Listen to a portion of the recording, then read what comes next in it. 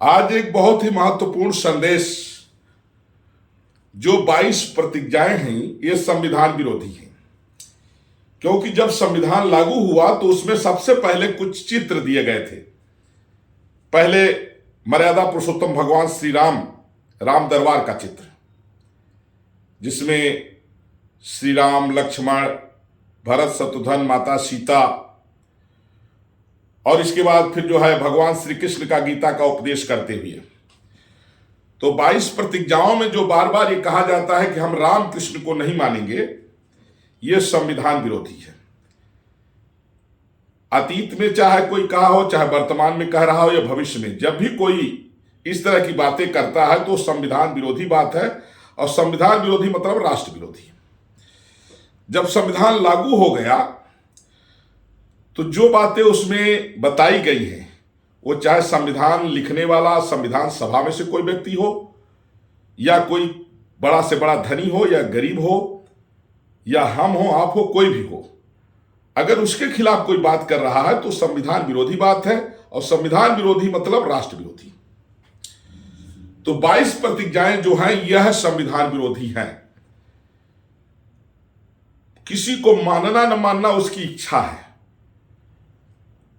अगर कोई बार बार उस बात को लेकर के, चाहे किसी का भी हो, उसको बार बार कहा हम उसको नहीं मानेंगे, हम उसको नहीं मानेंगे, ये उसका अपमान है।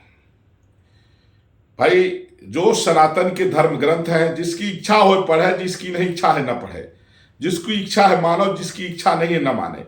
लेकिन बार बार 22 प्रतिज्ञा के माध्यम से हिंदू देवी देवताओं का अपमान करना, यह संविधान विरोधी है।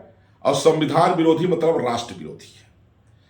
अब वो चाहे कोई भी लिखा हो या कोई भी किया हो, ये हमारी बात को आप लोग दिमाग में ठीक से बैठा लीजिएगा। इसलिए मैं उन सभी से कह रहा हूं कि जोगेंद्रनाथ मंडल बनने का प्रयास मत करो। जोगेंद्रनाथ मंडल दलितों के सबसे बड़े नेता थे, लेकिन बाद में वो जो है जिन्ना से कुछ गुफ्तगू हुई और जय भीम जय मीम करके नारा लगा करके मिल गए। और बांग्लादेश जब भारत से अलग, पाकिस्तान जब भारत से अलग हुआ, जब जिन्ना ने बांग्लादेश मांगा, तब यह हुआ कि जनमत संग्रह होगा। तो उसमें जिन्ना ने जो है इनसे कहा कि चलो जितने दलित हैं तो तुम अपने को हिंदू मत मानो, हम लोगों के साथ चलो, बांग्लादेश और पाकिस्तान में मुस्लिम और दलित रहेंगे, भीम और मीम।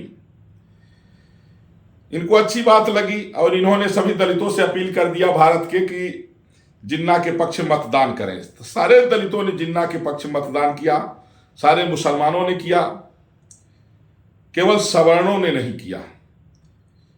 आज भारत में जो कुछ बचा है इस सवर्णों की वजह से बचा है। तो उस समय क्या हुआ कि ज्यादा वोट पाने के कारण जिन्ना को बांग्लादेश भी मिल गया। लेकिन जब पाकिस्तान और बांग्लादेश में दलितों के साथ अत्याचार और उनकी हत्या, बलात्कार होने लगा, तो उस समय दलितों के मसीहा जोगेंद्रनाथ मंडल, जिनको वहां का पहला कानून मंत्री बनाया गया था पाकिस्तान का, वो कहे भैया हम कानून मंत्री बनाए गए हैं और हमारे दलितों की हत्या हो रही, बहन बेटियों का बलात्कार हो रहा, कम से कम दलितों को तो बख्शो। तो जिन्ना ने 4-5 जूता मारा। किसको? जोगेंद्रनाथ मंडल, जो दलितों के सबसे बड़े नेता थे, जिन्होंने हिंदुस्तान से गद्दारी किया था। और जिन्ना ने कहा कि अगर यहां सम्मान पाना है तो तुम मुसलमान बन जाओ, सनातन का त्याग करके, नहीं तो जब तुम अपने हिंदुओं के नहीं हुए, गद्दारी किए, तो हमारे नहीं हो सकते। अंत में जोगेंद्रनाथ मंडल, वो देश का गद्दार, दलितों का मसीहा, भारत में ही आकर के मरा, लेकिन देश के साथ गद्दारी किया था तो फिर उसको कोई महत्व तो नहीं दिया। जगह तो लोगों ने दे दिया था लेकिन महत्व तो नहीं दिए। वह तड़प तड़प के मरा और चिल्ला चिल्ला के मरा, कह के मरा कि कभी भी मुसलमान पर विश्वास मत करना, जोगेंद्रनाथ मंडल। लेकिन अब उसके कहने से क्या होता है? एक बार तो सभी दलितों को अपील करके वह जो है तो जिन्ना के पक्ष में जब जनमत संग्रह हुआ तो मतदान करा करके और बांग्लादेश दे चुका था।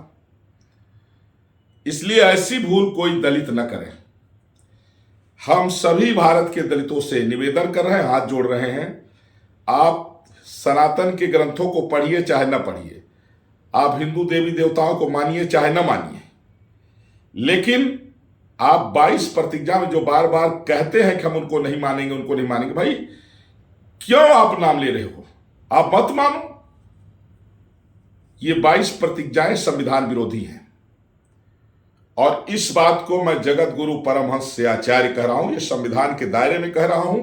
इसको दिमाग ठंडा करके बड़ा से बड़ा बुद्धिजीवी जो वेल लर्नेड पर्सन हो, कोई भी व्यक्ति इस बात को थोड़ा ठंडे दिमाग से सोचना, दिमाग खुल जाएगा।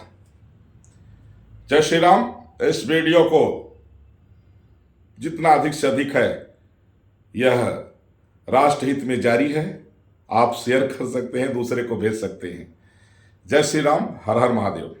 आशा करता हूं कि नेशन फर्स्ट राष्ट्र है तो हम सब हैं।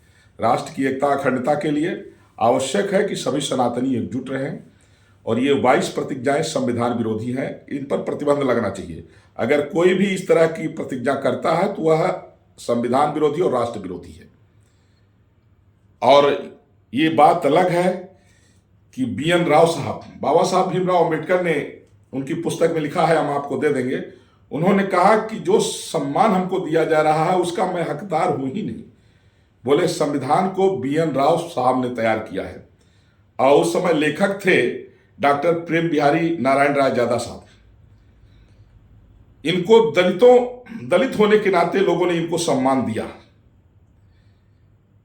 बाबा साहब भीमराव अंबेडकर को सम्मान देना चाहिए, लेकिन ये बात बिल्कुल ध्यान रखिए कि देवी देवताओं का अपमान कदापि मत करिए। और अगर कोई कर रहा है तो वह संविधान विरोधी है और राष्ट्र विरोधी है। तर्क मैंने प्रस्तुत किया कि उस संविधान में सबसे पहले राम और कृष्ण का ही चित्र है और राम कृष्ण के विरोध में अगर कोई भी प्रतिज्ञा ली जा रही है तो संविधान विरोधी है, मैंने राष्ट्र विरोधी है। जय श्री राम। और हमारे पास सारे पुख्ता प्रमाण हैं। जितने भी बाबा साहब को मानने वाले लोग हैं, बाबा साहब की किताब में बाबा साहब ने लिखा है कि जब तक भारत में एक भी मुसलमान है तब तक भारत में शांति नहीं आ सकती है। क्या कोई दलित के पास हिम्मत है ये बात बोलने की? इस समय भीम आर्मी के चीफ चंद्रशेखर रावण वो बलात्कार करके और एक बिचारी जो है लड़की रो के चिल्ला रही है, उसको छोड़ करके वो सांसद बन के घूम रहे हैं। बाबा साहब ने जो लिखा है उसका एक भी अनुकरण कोई दलित नहीं कर रहा है। बाबा साहब भीमराव अंबेडकर ने कहा है कि मुसलमानों को भारत में नहीं रहना चाहिए, जब देश धर्म के आधार पर बटा तो इनको चले जाना चाहिए।